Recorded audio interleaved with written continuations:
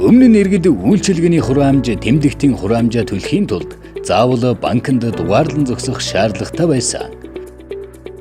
E-сервис гэдэг одоо үйлчилгээ системийг нэвтрүүлсэн төлбөр тооцооны үйлчилгээ байгаа. Энд одоо жишээ нь хамгийн их иргэдийн гомдолд дагуулдаг үйлчилгээ бол банкны төлбөр тооцоо.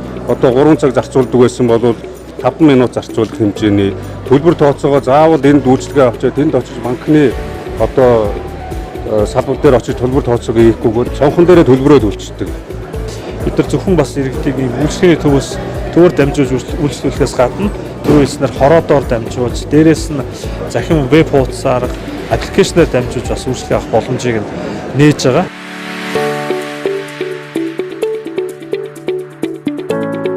Мэдээг одоо л хүлээгэл очлоос ч. Гэхдээ мэдээг би одоо сая л ирээд байна. Сая л мэдлээ. Харин энэхүү үйлчилгээг нэвтрүүлснээр иргэдийн цаг завыг хэмнэж төрийн үйлчилгээг түргэн шүүрхэн авах боломжтой боллоо.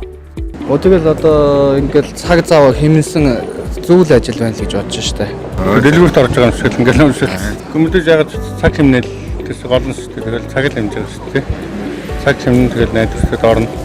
Банкны карт уншигч буюу POS машиныг нийслэлийн үйлчилгээний нэгдсэн төв болох Дүнжин гарав, Мишель, Дарагон, оргил салбаруудад нэвтрүүллээ.